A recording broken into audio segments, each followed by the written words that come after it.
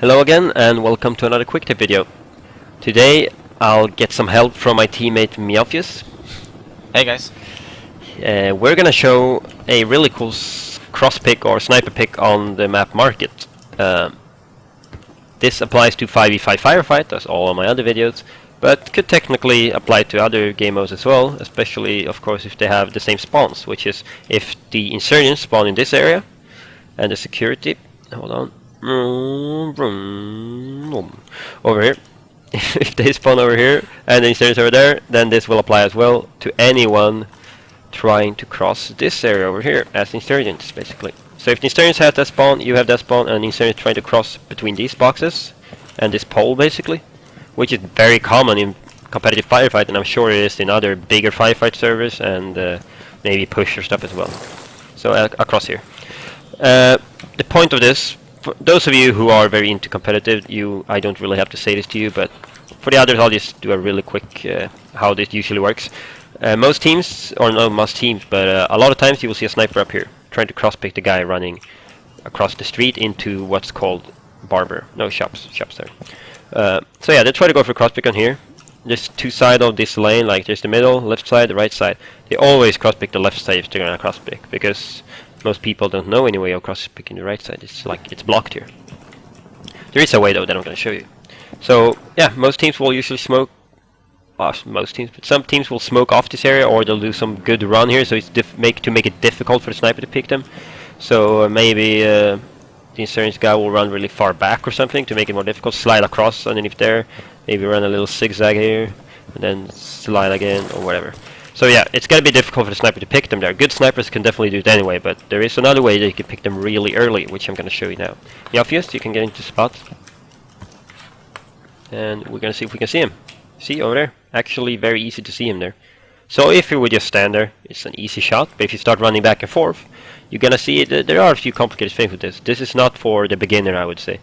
You need some good reactions and just being good at setting up. So let's see if I can hit him here when he comes back the other way now. You see. So it works, but you need some good reactions, I would say. I'm gonna show you how to do it, where to line up, and kind of how to think so that you hit the shot. So Meowfius, he had to leave, but I can do the lineup and show you how to line it up myself. That doesn't matter. So you started in the spawn, obviously. Doesn't really matter if you have a good or bad spawn. If you're back here though, you're gonna need to be very fast with the lineup, but it's definitely still possible. If you have the worst possible spawn and the enemy has the best possible spawn, you can still get the crosspick. That's why it's so good. There's literally nothing they can do if you're just good enough. If you had the good spawn, great, then you have even more time to line yourself up. So, jump over here and then you run up the stairs. And then you go here. So we got these blocks here, kinda. This block in the middle of here, exactly what I'm shooting right there. That's where I try to line up. And then you'll have to switch it a little bit back and forth afterwards, but approximately here somewhere. So not all the way flush up against this, but close to it. In the middle here, turn around, and then scope in. And as you see, I was actually wrong.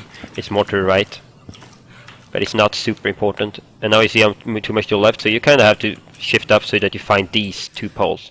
This one and this one should line up with this, so you have as big of a gap as possible.